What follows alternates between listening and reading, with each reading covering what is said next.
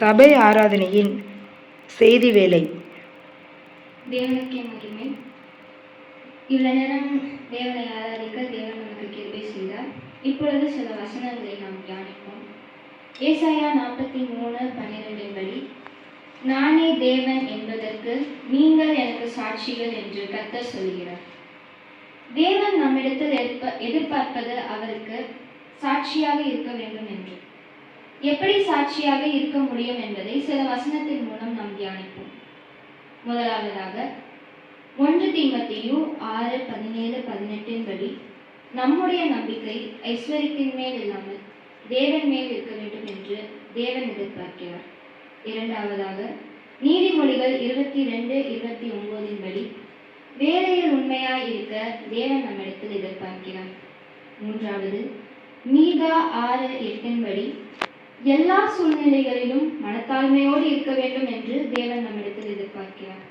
கடைசியாக மத்தேயு 10:32 படி, மனுஷர் முன்பாக நம் ஆண்டவரை வெட்கப்படாமல் அறிக்கை செய்ய வேண்டும் என்று தேவன் நம்மிடத்தில் எதிர்பார்க்கிறார். இவைகளை இந்த வசனத்தின் மூலம் நாம் நம்மை அர்ப்பணித்து நாம் ஜெபிப்போம். ஏசப்பா, நாம் எல்லாரையும் ஏசப்பா அந்த அர்ப்பணித்து ஜெபிக்கிறோம். ஏசப்பா, விசுவாசிகள் தங்கள் மனதுக்குள் சொல்லிக் கொண்டது. ஏசப்பா, இந்த வார்த்தைகளுக்கு நான் முழுமையாக அர்ப்பணிக்கிறேன். ஏசப்பா கடவுளே, எல்லா வாரமும் ஏதாவது ஒன்று சொல்லிக்கிட்டே இருக்காங்க, ஏதாவது உனக்கு அர்ப்பணிக்க சொல்லிக்கிட்டே இருக்காங்க. எல்லா வாரமும் நம்மளால அர்ப்பணிச்சுட்டா இருக்க முடியும்? எப்பதான் பிரேயர் முடிப்பாங்களோ?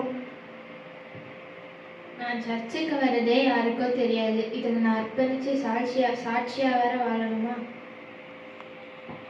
இயேசுவின் மூலம் ஜெபிக்கிறோம் எங்கள் ஜீவனுள்ள நல்ல பிதாவே, ஆமென். சரி, நம்ம இப்போ ஆஃபீஸ்க்கு கிளம்புறோம். கிளம்புறதுக்கு முன்னால ஏசப்பா கிட்ட எல்லாத்தையும் உப்பு கொடுத்து ப்ரேயர் பண்ணிட்டு போகலாம்.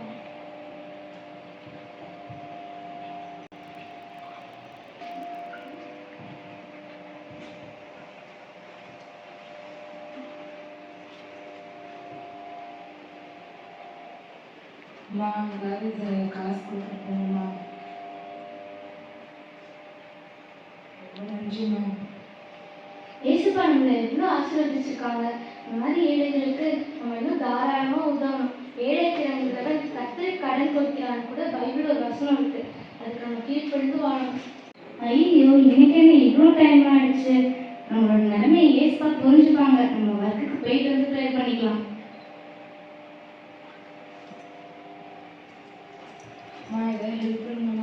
உங்களுக்குலாம் வேற வேலையே இல்லை, போய் உழைச்சி சம்பாதிக்கலாம்ல. கை கால் நல்லா தானே இருக்குது. யாரும் இல்லாத போதே ப்ரேயர் பண்ணிடுவோம். அப்புறம் நம்ம மேல சந்தேகம் வந்துடும்.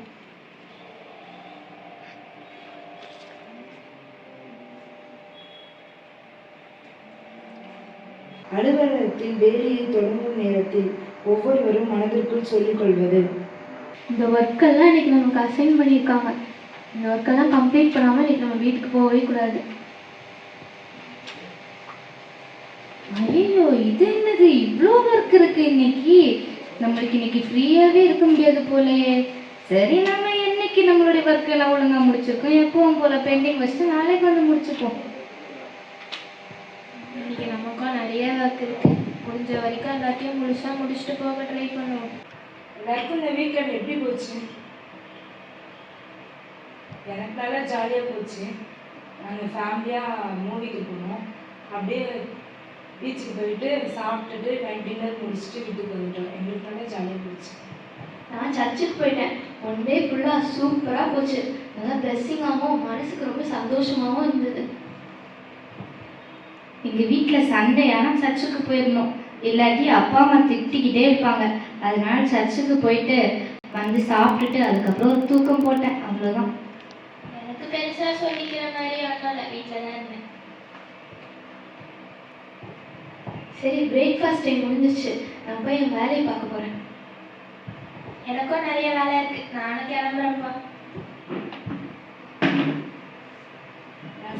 கொஞ்சம் கூட பேசிட்டு போனேன். இப்பயும் வேலையை தானே செஞ்சுட்டு இருக்கோம். சரி, இங்கே கொடுக்குற சேலரி உனக்கு எப்படி?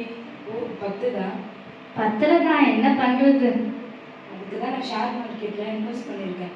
எனக்கு நிறைய ரிட்டர்ன்ஸ் வருது. இங்கே கொடுக்குற சம்பளத்தை வச்சு வெறும் வீட்டை மட்டும் தான் ரன் பண்ண முடியும். ஆனால் நான் ஷேர் மார்க்கெட் இன்வெஸ்ட் பண்ணுறதுல வர நல்ல ப்ராஃபிட் வருது. அதை வச்சு தான் எனக்கு பிடிச்சதை வாங்குகிறேன், எனக்கு பிடிச்சபடி வாழ்கிறேன், நிறைய ஊர் சுற்றுறேன், நல்லா என்ஜாய் பண்ணுறேன். ஓ அப்படியா?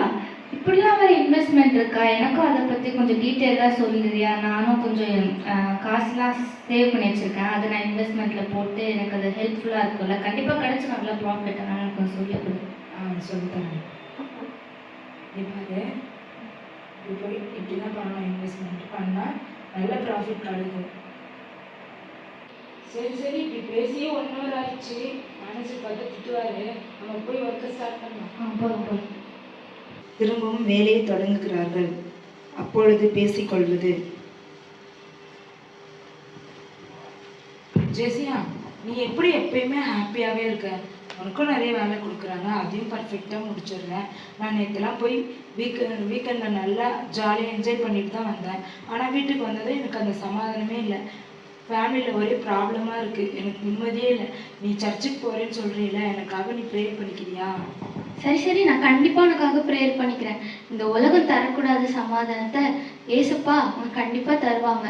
நீயும் ஏசப்பாவை நம்பு, அவரை விசுவாசிச்சு ப்ரேயர் பண்ணு. நானும் உனக்காக கண்டிப்பாக ப்ரேயர் பண்ணுறேன். இதை பார்த்த ராஃப்லினும் ஈவாவும் மனதிற்குள் சொல்லிக்கொள்வது, இவளுக்கு வேற வேலையே இல்லை. எங்கே போனாலும் ஏசுன்னு சொல்கிறா. ஒரு நாள் ஃபுல்லாக சர்ச்சில் தான் இருக்கா. ஆனாலும் போகிற வர இடத்துல எல்லாம் இயேசுவை பற்றியே சொல்லிட்டு இருக்கா. இவருக்கு வேற வேலையே இல்லை போல. எனக்கும் இவ்வளோ மாதிரி ஏசப்பா பற்றி சொல்லணும்னு ஆசையாக தான் இருக்குது. ஆனால் நான் என்ன பண்ணுறது? நான் கிறிஸ்டியன்னு இங்கே யாருக்குமே தெரியாது.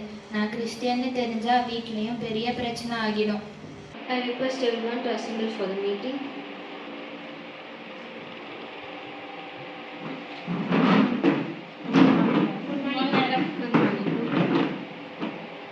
Work-wise target finishing time perfection எல்லாத்தையும் அனலைஸ் பண்ணி ஆர்கனைசேஷனில் இந்த முடிவு எடுத்துருப்பாங்க. உங்கள் எல்லாருடைய ரிப்போர்ட்டையும் அனலைஸ் பண்ணி ஜெஸ்ஸியா இதுக்கு தகுதியாக இருக்காங்கன்ட்டு அவங்க மேனேஜராக செலக்ட் பண்ணியிருக்கோம். இனிமேல் அவங்க தான் அவங்கள ஹேண்டில் பண்ணுவாங்க.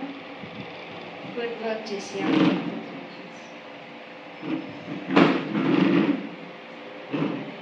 Congrats, Jessia. Congrats, Jessia. Jesiya அலுவலகத்திலிருந்து வீட்டுக்கு சென்றவுடன் ஜெபிக்கிறார். ஸ்தோத்திரம் ஏசப்பா. ஏசப்பா, எங்கள் ஆஃபீஸில் எனக்கு உயர் பதவி தந்ததுக்காக நன்றி. மீகா 6:8 சொல்லியிருக்கிறபடி மனுஷனே நன்மையிலிருந்து அவர் எனக்கு அறிவித்திருக்கிறார். நியாயம் செய்து இரக்கத்தை சிநேகித்து உன் தேவனுக்கு முன்பாக மனத்தாழ்மையாய் நடப்பதை அல்லாமல் வேறு எண்ணத்தை கர்த்தரிடத்தில் கேட்கிறார் என்று சொல்லியிருக்கிறபடி ஏசப்பா, எனக்கு எந்த சூழ்நிலையிலும் எந்த பதவி வந்தாலும் எனக்கு மனமேட்டுமையோ பெருமையோ வராமல் காத்துக்கொள்ளுங்க ஏசப்பா. ஜெசியாவுக்கு நம்ம வேலையில் உயர்வு கிடைச்சனால அவளுக்கு நிறைய சேலரி கிடைக்க போகுது. சரி, நம்மளும் இன்வெஸ்ட் பண்ணியிருக்கோம், அதில் நிறைய ரிட்டர்ன்ஸ் வந்துருக்கும். நம்ம செக் பண்ணி பார்ப்போம், நம்மளுக்கு அதுக்கு ஏற்ற மாதிரி ஈக்குவலாக சேலரி கிடைக்கும். ஐயோ, என்னது இது? நம்ம இன்வெஸ்ட் பண்ண எல்லாமே லாஸில் போயிருக்கு. நம்மளுக்கு ரிட்டர்ன்ஸ் நிறைய வரும்னு நினச்சா எல்லாமே லாஸில் போயிடுச்சு.